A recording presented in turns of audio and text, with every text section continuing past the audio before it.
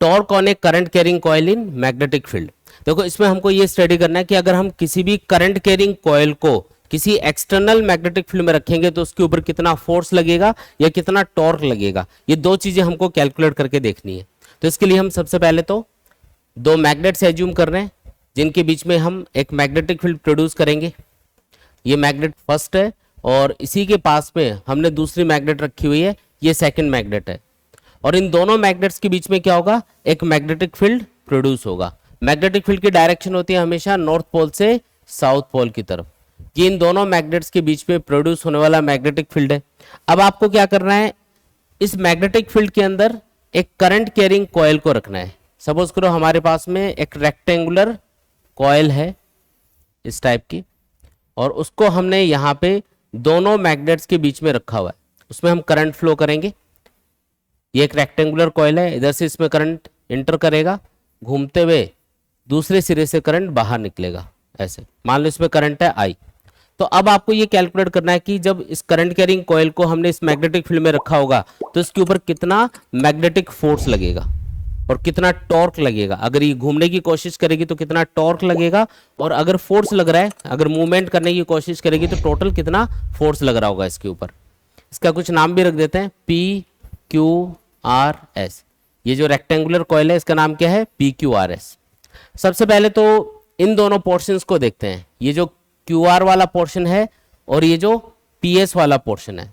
इन दोनों में देखो, पहले इसको देखो, इसमें करंट की डायरेक्शन और मैग्नेटिक फील्ड की डायरेक्शन सेम है, यानी कि करंट और मैग्नेटिक फील्ड के बीच का एंगल कितना है, 0 डिग्री है। इस वाले पोर्शन के लिए देखोगे तो करंट इधर जा रहा है, मैग्नेटिक फील्ड इधर है, तो इसके लिए करंट और मैग्नेटिक फील्ड के बीच का एंगल कितना है, 180 डिग्री के बराबर है। ये दोनों बात समझ में आ गई क्या। अगर इस PQ वाले पोर्शन के लिए देखा जाए तो मैग्नेटिक फील्ड इधर है और लूप बीच में इस तरीके से रखा हुआ है, ये दो मैग्नेट्स ऐसे रखी है, लूप बीच में ऐसे रखा हुआ है।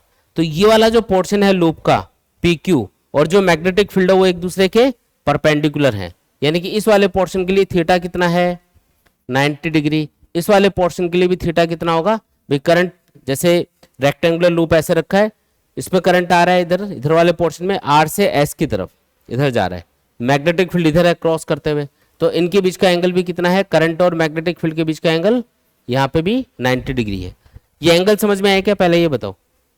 जो रेक्टेंगुलर लूप है ना वो हॉरिजॉन्टली ऐसा रखा हुआ है और एक मैग्नेट इधर रखी हुई है, दूसरी उधर रखी हुई है, मैग्नेटिक फील्ड इधर है। अब इस वाले पोर्शन में करंट इनवर्ड जा रहा होगा और इस वाले पोर्शन में करंट आउटवर्ड आ रहा होगा, तो मैग्नेटिक फील्ड की डायरेक्शन और करंट की डायरेक्शन दोनों लूप्स में क्या है, दोनों पोर्शंस में क्या है, एक दूसरे के परपेंडिकुलर हैं, इसलिए थीटा 90 लिया है। ये जो लूप है इसकी साइड्स भी बता देते हैं, जैसे ये वाली जो साइड है ये है A और ये वाली जो साइड है इसको B मान लेते हैं, तो AB साइड का ये लूप है, ठीक है।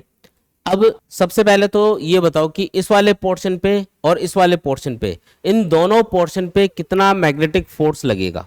जब भी कोई current carrying wire magnetic field में रखा जाता है तो उसके ऊपर मैग्नेटिक फोर्स का फॉर्मूला होता है ILB sin थीटा। तो इस फॉर्मूले को अप्लाई करो और सोच के बताओ कि इस वाले पोर्शन पे और इस वाले पोर्शन पे कितना मैग्नेटिक फोर्स लगेगा। थीटा इस वाले पोर्शन के लिए होगा 0, साइन 0 0 होता है, पूरा ही 0 हो जाएगा ये। और इस वाले पोर्शन के लिए थीटा क्या होगा, 180 डिग्री, साइन 180 डिग्री पे भी 0 होता है, तब भी ये 0 होगा। मतलब इस वाले पोर्शन पे और इस वाले पोर्शन पे मैग्नेटिक फोर्स 0 रहेगा। अब इन दोनों पोर्शन को चेक करो, इस वाले पोर्शन की लेंथ है B और मैग्नेटिक फील्ड के परपेंडिकुलर ये पोर्शन कंसीडर किया जाएगा, तो थीटा इसके लिए कितना है, 90 डिग्री। इस फॉर्मूले के अकॉर्डिंग आंसर आएगा I, लेंथ कितनी है, B के बराबर है, मैग्नेटिक फील्ड यहाँ पे कैपिटल B मान लेते हैं और साइन 90 डिग्री पुट करेंगे, तो ये क्या आएगा, IB इंटू B आएगा। ये मैग्नेटिक फोर्स लगेगा इस वाले पोर्शन पे, और कौन सी डायरेक्शन में लगेगा वो भी चेक कर लेते हैं। इस वाले पोर्शन में करंट इनवर्ड जा रहा होगा। ये लूप कैसे रखा वो समझ में आया क्या आपको, दो मैग्नेट्स ऐसे रखे हैं ना, उनके बीच में ऐसे रखा है, तो इस वाले पोर्शन में ये जैसे रेक्टेंगुलर लूप है, इसके इधर वाले पोर्शन में करंट इनवर्ड जा रहा होगा, मैग्नेटिक फील्ड इधर है, तो फ्लेमिंग लेफ्ट हैंड रूल के अकॉर्डिंग इस वाले पोर्शन पे फोर्स किधर आएगा, तो फ्लेमिंग लेफ्ट हैंड रूल के अकॉर्डिंग फर्स्ट फिंगर को आपको मैग्नेटिक फील्ड की डायरेक्शन में पॉइंट करना है, मिडिल फिंगर को आपको करंट की डायरेक्शन में रखना है। करंट जा रहा है इनवर्ड, तो हाथ को ऐसे घुमा लो, थंब किधर गया, डाउनवर्ड। इसका मतलब इस वाले पोर्शन पे जो फोर्स लगेगा वो किधर लगेगा, डाउनवर्ड डायरेक्शन में लगेगा। आया समझ में? इस वाले पोर्शन पे किधर लगेगा, तो इसमें करंट आउटवर्ड आ रहा होगा। देखो इधर से आर से एस की तरफ आ रहा है ना, तो आर से एस की तरफ आएगा तो मतलब करंट आउटवर्ड आ रहा है, मैग्नेटिक फील्ड इधर है। तो आपको फर्स्ट फिंगर तो मैग्नेटिक फील्ड की डायरेक्शन में रखनी है, मिडिल फिंगर करंट की डायरेक्शन में यानी कि आउटवर्ड रखनी है। तो थंब किधर पॉइंट कर रहा है, ऊपर की तरफ, यानी कि इस पे फोर्स लगेगा अपवर्ड डायरेक्शन में। ये बात समझ में आई क्या, ये बताओ पहले तो। दोनों पोर्शन पे फोर्स आपको समझ में आया कैसे हमने कैलकुलेट किया है, कितना होगा फोर्स। तो फोर्स का जो मैग्नीट्यूड है वो दोनों वायर्स के लिए सेम ही आएगा, क्योंकि इस वाले पोर्शन की लेंथ b है, इस वाले पोर्शन की भी लेंथ b है। इसमें करंट आई जा रहा होगा, इसमें भी घूम के आई वापस आ रहा होगा, तो दोनों वायर्स में करंट सेम है। मैग्नेटिक फील्ड भी यहाँ पे यूनिफॉर्म है, मतलब मैग्नेटिक फील्ड भी दोनों को सेम मिल रहा होगा। तो ओवरऑल जो मैग्नेटिक फोर्स दोनों के ऊपर लगेगा, इस पे और इस पे, वो दोनों बराबर ही होंगे। लेकिन देखो दोनों अपोजिट डायरेक्शन में है, एक पे लगा नीचे की तरफ फोर्स, एक पे लगा ऊपर की तरफ। तो नेट फोर्स इस लूप के ऊपर कितना लगेगा। इन दोनों पोर्शन पे तो फोर्स लगा ही नहीं था, क्योंकि इन दोनों पोर्शन के लिए थीटा 0 या 180 डिग्री था। थीटा की वैल्यू 0 या 180 डिग्री पुट करने पे ये आंसर 0 बन रहा है, फोर्स की वैल्यू 0 आ रही है। सिर्फ इन दोनों वायर्स पे फोर्स लग रहा था, और वो भी इस तरीके से लग रहा है कि इस वाले पोर्शन पे जो मैग्नेटिक फोर्स है और इस वाले पोर्शन पे जो मैग्नेटिक फोर्स है वो एक दूसरे के अपोजिट डायरेक्शन में है, तो ये भी एक दूसरे से कैंसिल। तो नेट फोर्स कितना आया, 0। तो इंपॉर्टेंट रिजल्ट है, याद रखना है कि जब भी एक करंट कैरिंग लूप को किसी यूनिफॉर्म मैग्नेटिक फील्ड में रखा जाएगा तो उसके ऊपर मैग्नेटिक फोर्स हमेशा 0 रहेगा, टोटल मैग्नेटिक फोर्स उस पर 0 रहता है हमेशा। ठीक है। अब अगर इस लूप को हम फ्रंट से देखें, तो फ्रंट से देखेंगे तो कुछ इस टाइप का सा आपको दिखाई देगा। ये मतलब ये तो मैंने 3D डायग्राम बनाया है, लेकिन अगर मैं सामने से देख रहा हूं तो मुझे सिर्फ ये PS वाला पोर्शन इसका दिखाई देगा।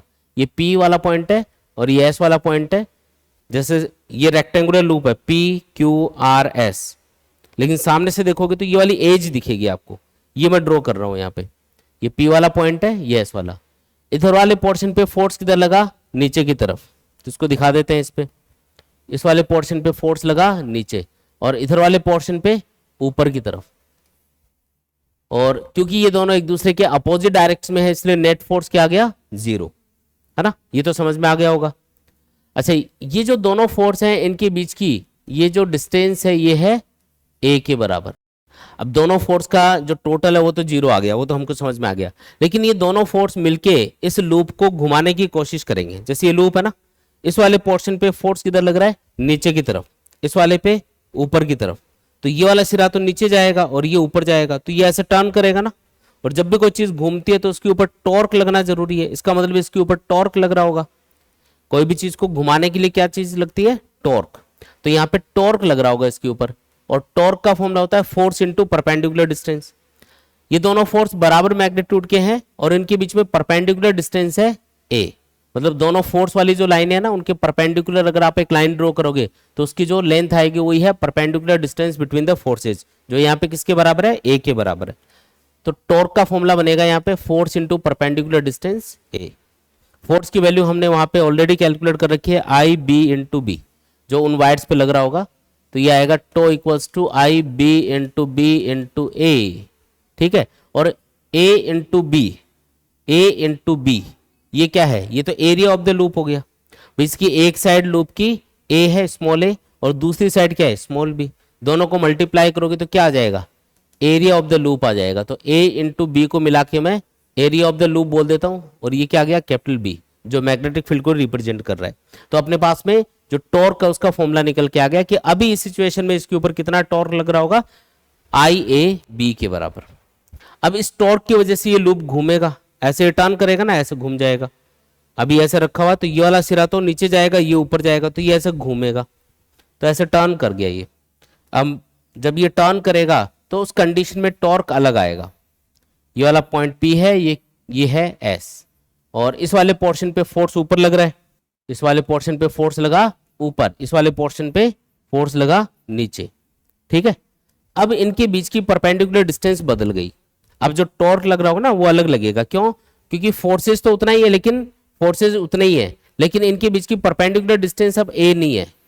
क्यों, क्योंकि जब मैं इस फोर्स वाली लाइन को अगर ध्यान से देखता हूं तो ये इस लाइन के परपेंडिकुलर नहीं है। अब आप परपेंडिकुलर डिस्टेंस कैलकुलेट अगर करना चाह रहे हो तो ये जो फोर्स वाली लाइन है ना, जिस लाइन के अलोंग ये फोर्स है, उन दोनों फोर्स वाली लाइंस के परपेंडिकुलर एक लाइन ड्रॉ करनी पड़ेगी, तो इसको माना जाएगा परपेंडिकुलर डिस्टेंस।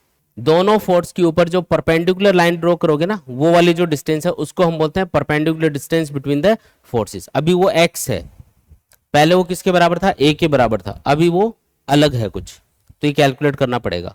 ठीक है, कैसे कैलकुलेट करेंगे वो देखो। पहले तो यहाँ पे जो मैग्नेटिक फील्ड है उसको मैं ड्रॉ कर रहा हूँ। यहाँ पे मैग्नेटिक फील्ड हॉरिजॉन्टल डायरेक्शन में है, जैसे यहाँ पे ड्रॉ करेंगे तो ऐसा आएगा, यहाँ पे ड्रॉ करोगे तो ऐसा ड्रॉ कर देंगे। ये मैग्नेटिक फील्ड की डायरेक्शन है।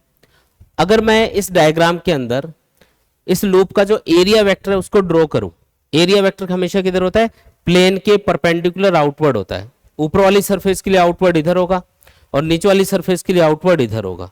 तो मैं नीचे वाली सरफेस के लिए ड्रॉ कर रहा हूं, सपोज करो। तो जब लूप ऐसे है तब तो एरिया वेक्टर नीचे की तरफ है, लेकिन जब लूप घूम गया तब एरिया वेक्टर इधर चला गया। बात समझ में आई क्या?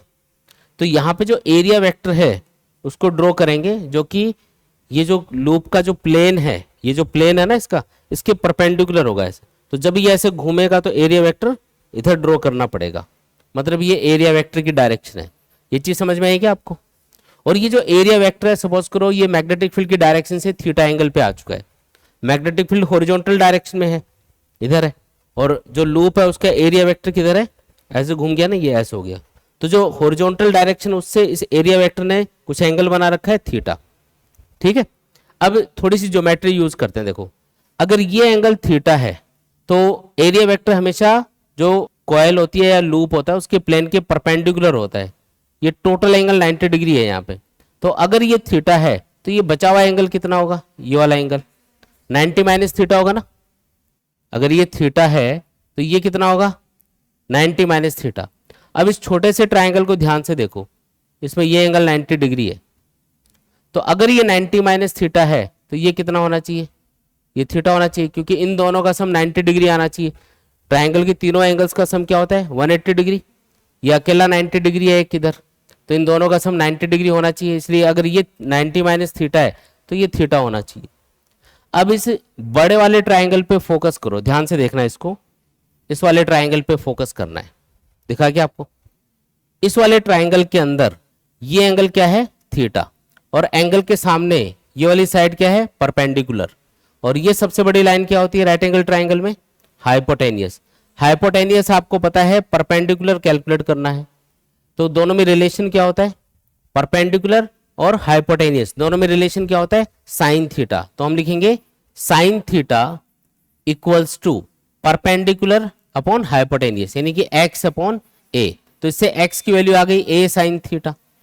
और अगर अपने पास x आ गया तो अब आप इजीली बता सकते हो कि अब इस लूप के ऊपर कितना टॉर्क लगेगा। टॉर्क का फॉर्मूला वही है, force into perpendicular distance. Perpendicular distance अपन ने कैलकुलेट कर ली, तो टॉर्क होगा F इंटू एक्स। F की वैल्यू है I, B इंटू बी जो हमने पहले ही कैलकुलेट कर रखी है इधर। x की वैल्यू है a साइन थीटा। तो बताओ टॉर्क का फॉर्मूला क्या बना, a इंटू बी, इसको मिला के तो एरिया ऑफ द लूप बोल देंगे, तो IAB साइन थीटा बन जाएगा ये फॉर्मूला। ठीक है, और अगर इसी फॉर्मूले को वेक्टर फॉर्म में लिखना हो तो कैसे लिखोगे, वेक्टर फॉर्म में लिखना पड़ेगा I into A cross B. जब आप दो वेक्टर्स का क्रॉस प्रोडक्ट करते हो तब साइन थीटा आता है।